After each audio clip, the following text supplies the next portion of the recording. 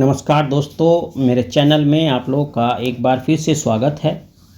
तो दोस्तों, जैसे कि मैंने धार्मिक आंदोलन पर अपनी ये सीरीज़ चलाई हुई है, इसमें मैंने जैन धर्म से संबंधित आप लोगों को बहुत सारी इन्फॉर्मेशंस दी हैं। पिछली वीडियो में मैंने जैन धर्म से संबंधित जो भवन होते थे उनका प्रयोग होता था वो बताया, और फिर उसके बाद मैंने आप लोगों को बताया कि जो जैन दर्शन है वो क्या है और किस तरीके से जैन दर्शन ज्ञान और कैवल्य की बातें करता है, और किस तरीके से जैन धर्म में जो है ईश्वर के अस्तित्व को नकारा गया है और संसार को किस तरीके से परिभाषित किया गया है। अब मैं आपको बताऊंगा जैन धर्म के प्रचार के बारे में।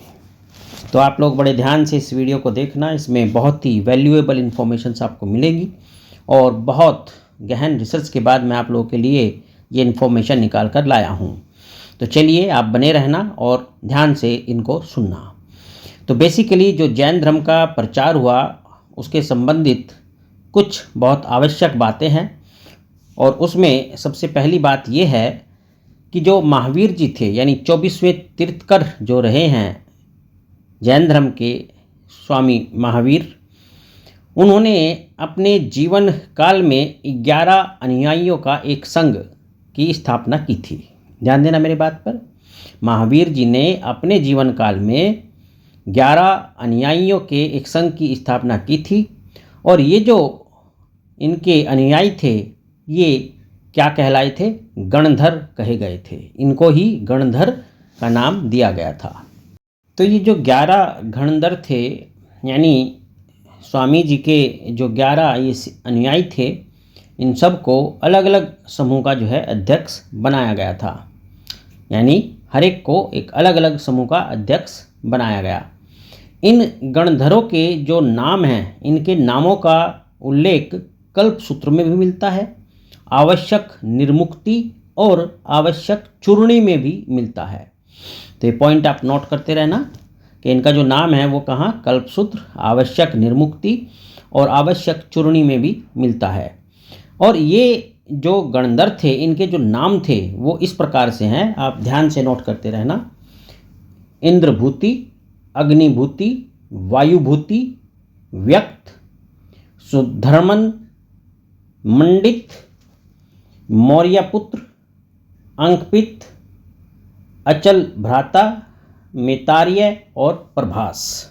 तो इस प्रकार से ये जो अनुयायी थे जिन्हें गणधर का अर्थ था, उनके ये नाम थे। अब इसमें जो इंद्रभूति और सुधर्मन थे, अगर इनको छोड़ दिया जाए, यानी इन दोनों को छोड़कर सभी की जो मृत्यु हुई वो स्वामी महावीर जी के जीवन काल में ही हो गई थी। केवल इंद्रभूति और सुधर्मन जो है बचे रह गए थे। महावीर स्वामी की मृत्यु के बाद, ध्यान देना इस बात पर, महावीर स्वामी की मृत्यु के बाद सुधर्मन जैन संघ का प्रथम अध्यक्ष बन गया था। ठीक है।